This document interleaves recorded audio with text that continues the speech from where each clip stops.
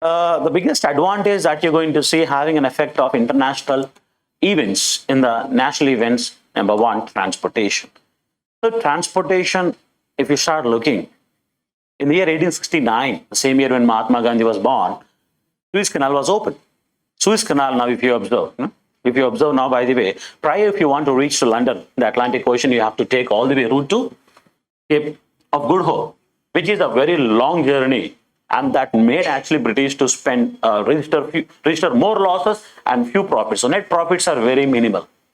Now what happened? They were able to now Isthmus. Happily enough, they were able to connect to the Panama and reach what? Arabian Sea, Red Sea, Mediterranean Sea, and then reach what? Europe. In this way, the travel journey is now reduced. Can you see that? 7,200 miles by the over here, at about 12,000. Clear about it? Almost double the. In this way, what happened now? There is a rapid movement of, I repeat, goods. The huge dumping of the goods. And the British entry is now going to be quick.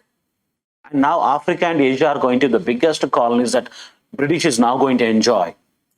Scramble for Africa is a topic you learn in your modern history class. Scramble for China is going to happen.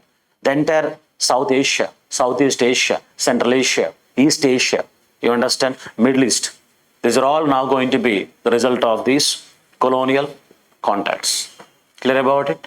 Number two, the railways. I hope I talked in the previous class that railways